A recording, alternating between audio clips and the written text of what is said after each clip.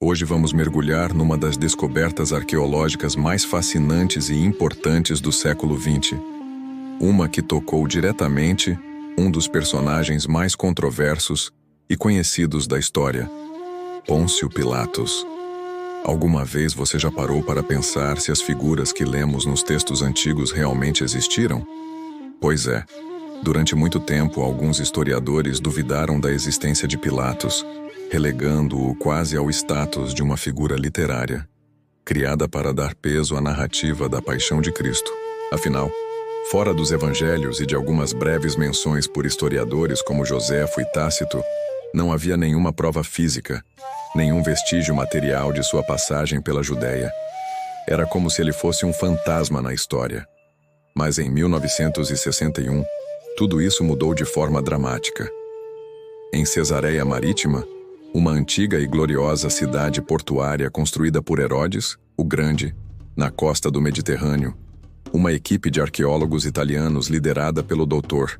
Antônio Frova estava escavando as ruínas de um antigo teatro romano. E foi lá, em meio aos degraus de pedra reutilizados de construções mais antigas, que eles encontraram algo extraordinário. Uma simples laje de calcário, de 82 centímetros de altura por 68 de largura, que viraria de cabeça para baixo o que se pensava sobre Pôncio Pilatos. Essa pedra, que hoje conhecemos como a Pedra de Pilatos, continha uma inscrição em latim, parcialmente danificada, mas clara o suficiente para ser lida. E o que ela dizia? Ela confirmava, sem sombra de dúvida, o nome e o cargo daquele que, segundo a tradição, lavou as mãos. Fiquem comigo, porque nos próximos minutos vamos decifrar essa inscrição juntos, entender o seu contexto e o impacto monumental que ela teve para a história e a arqueologia bíblica. Vamos dar uma olhada mais de perto nesta pedra incrível. A inscrição, como eu disse, está em latim, e embora esteja parcialmente quebrada, os especialistas conseguiram reconstruir o texto com um alto grau de certeza. A parte mais legível e emocionante diz: Tiberieum, Pontius Pilatus, praefectus Iudaeae. Traduzindo para o português, temos algo como: ao divino Augusto, este Tiberieum, Pôncio Pilatos, prefeito da Judéia, dedicou. Vamos quebrar isso em partes para entender a riqueza de detalhes que essa simples pedra nos oferece. Primeiro, Tiberieum. Este era muito provavelmente o nome de um templo ou edifício dedicado ao imperador Tibério, que governava Roma na época de Pilatos. Isso mostra Pilatos agindo como um típico governador romano, realizando obras públicas e homenageando seu imperador para manter boas relações com Roma. Era uma demonstração de lealdade e poder. Depois, a parte mais crucial: Pontius Pilatus, praefectus Iudaeae. Aqui está, preto no branco, ou melhor, entalhado na pedra. O nome dele, Pôncio Pilatos, e o seu título oficial, prefeito da Judéia. Por muito tempo, os historiadores debateram se o título correto seria prefeito ou procurador. Tácito o chama de procurador, mas essa pedra, uma evidência da época contemporânea a Pilatos, usa o termo prefeito. Isso nos dá uma precisão histórica fantástica, alinhando-se com o que sabemos hoje sobre a administração romana daquela província específica naquele período. A Judéia só passou a ser governada por procuradores mais tarde. Portanto, a pedra não apenas prova a existência de Pilatos, mas também corrige e refina nosso conhecimento sobre seu papel e a administração romana. É uma janela direta para o passado, um eco de quase 2000 anos que nos fala com uma clareza impressionante. Pensem no impacto disso. De repente, Pilatos deixa de ser uma figura que paira entre a história e o mito para se tornar uma pessoa real de carne e osso, cujo nome foi gravado em pedra por sua própria ordem, na mesma terra onde os eventos do Novo Testamento se desenrolaram. A descoberta em Cesareia Marítima foi um verdadeiro divisor de águas. Por que essa cidade é tão importante nesse contexto? Cesareia não era uma cidade qualquer.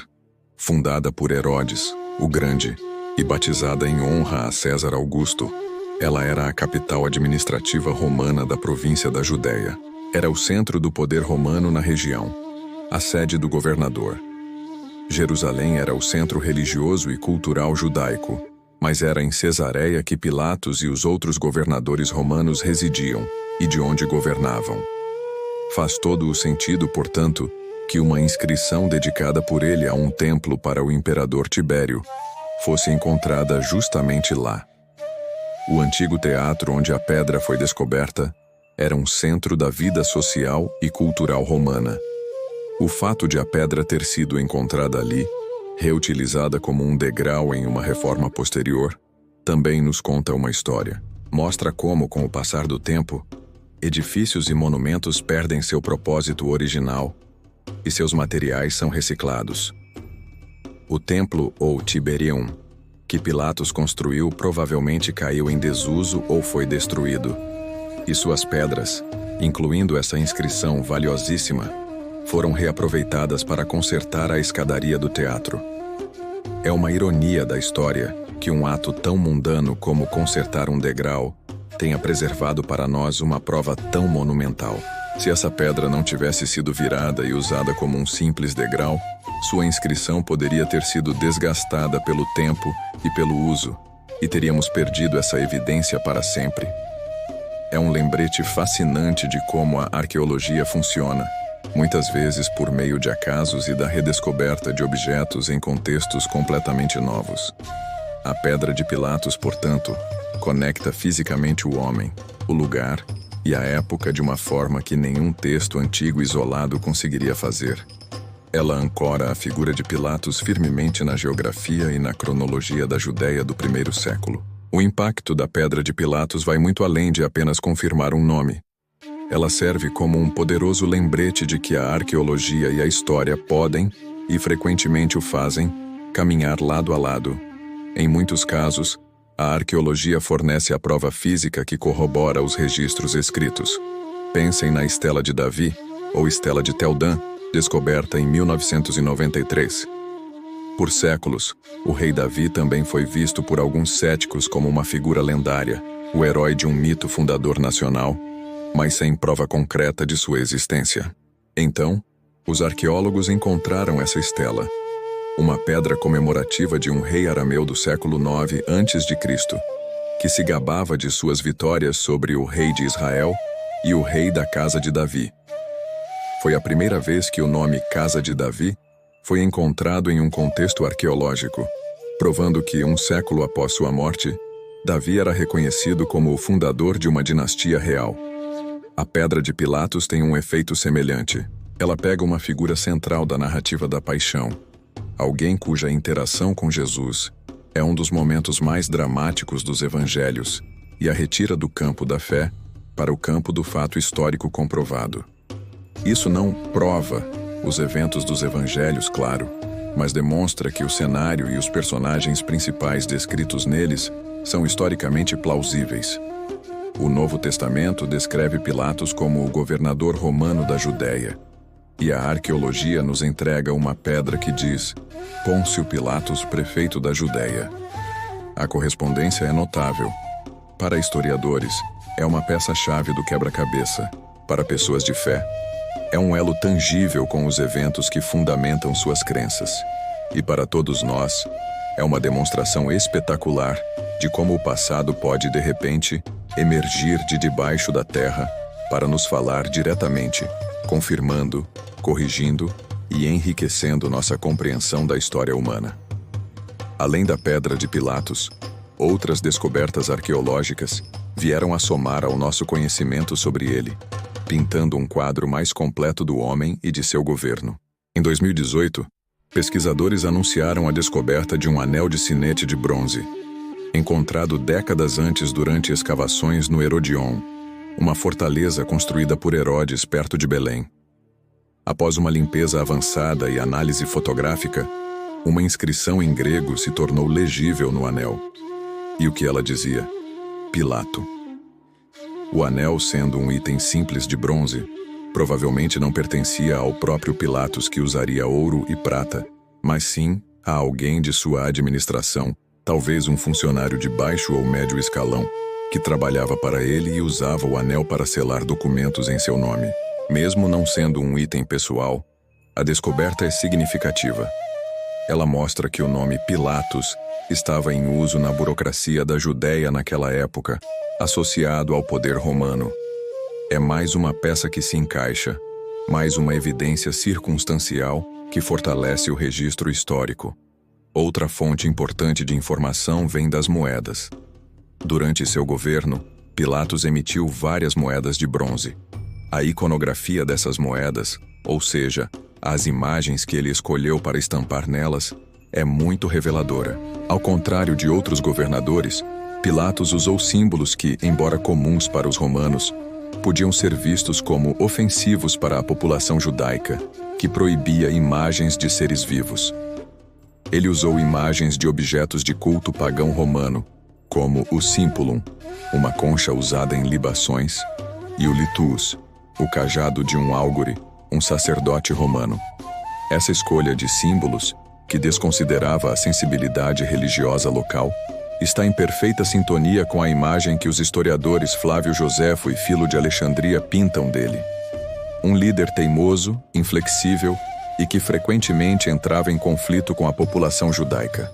Portanto, quando juntamos tudo, a inscrição monumental, o anel de sinete e as moedas, a figura de Pôncio Pilatos se torna cada vez mais nítida.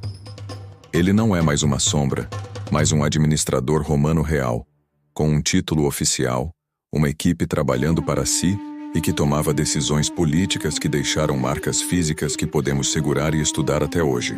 Então, o que podemos concluir de tudo isso? A descoberta da Pedra de Pilatos em 1961 foi, sem exagero, um dos momentos mais importantes da arqueologia do século XX.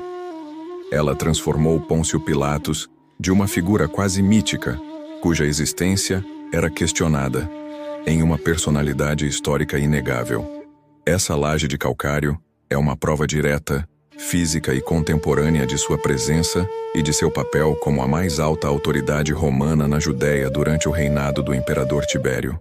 A inscrição não apenas confirma seu nome e título, prefeito da Judéia, mas também nos alinha com o contexto histórico, mostrando-o engajado em atividades típicas de um governador, como a construção de um templo em homenagem ao imperador.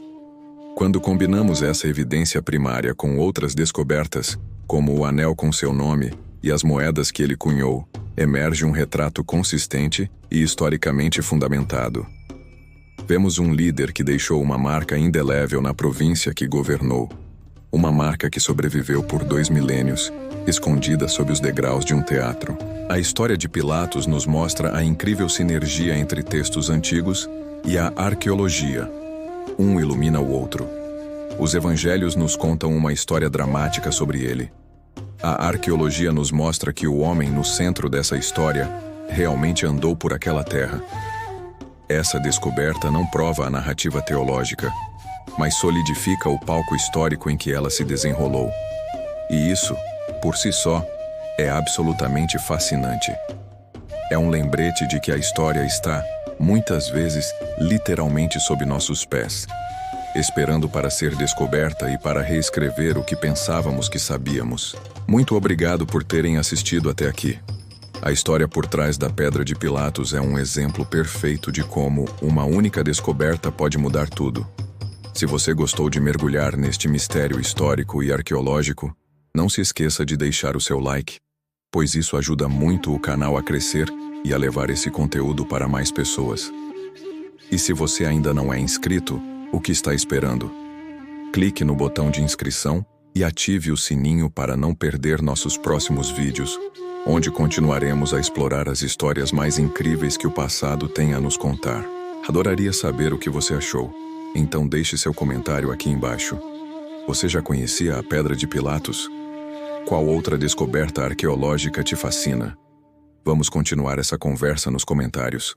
Um grande abraço e até a próxima.